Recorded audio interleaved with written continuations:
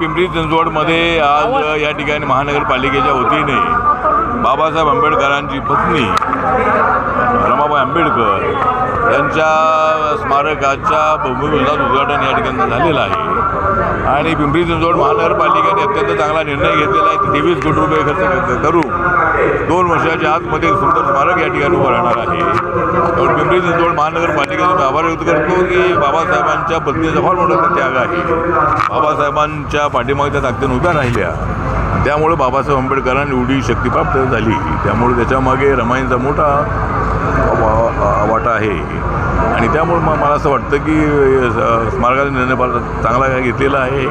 आमच्या नगरसेवकांनी प्रयत्न केला की चंद्रकांत सोनकांबळे नगरसेवक असताना 2017मध्ये हा प्रस्ताव ठेवला होता आणि आता 8-9 वर्षानंतर का असेना पण त्याला आता मान्यता मिळालेली आहे आणि कुणाला आहे आमचे तंत्रबाळे आहेत नगरसेवक त्यांच्या प्रयत्नाने लवकरात लवकर हा हे पूजन झालेलं आहे. पण लवकर हे स्मारक पूर्ण व्हावं यासाठी काय तुम्ही सूचना द्याल? आता मी आयुक्तांशी बोललेलो आहे, त्यांनी सांगितले 2 वर्षामध्ये पूर्ण होणार आहे. तर ते आता त्याला कामाला वेळ थोडा लागतोच आहे, पण ते लवकरात लवकर पूर्ण व्हावं यासाठी मी मेयरना आणि आयुक्तांना बोललेलो आहे आणि एवढ्या काळामध्ये ते पूर्ण होईल असं त्यांनी सांगितलेलं आहे. पश्चिम बंगाल के चुनाव हो चुके हैं, क्या लगता है क्या रिजल्ट आएगा? पश्चिम बंगालवरती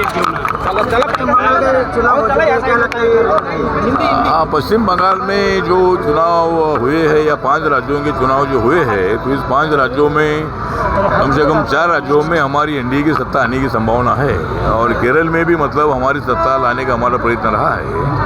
एक तो असम में और पांडिचेरी में हमारी सत्ता ही है.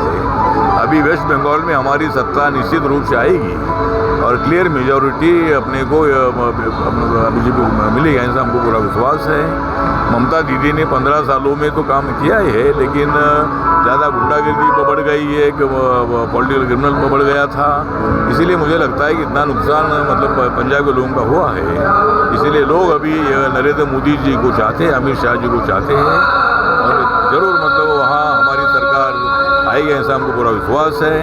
और तमिलनाडु में भी जो महिलाओं के आरक्षण के बिल का इन्होंने विरोध किया है, इसलिए महिला इनके खिलाफ वोटिंग करेगी और उसका फायदा हमको होगा. बारामतीमधलं काय चित्र असेल, काय वाटतंय तुम्हाला? 4 तारखेला निकाल आहे.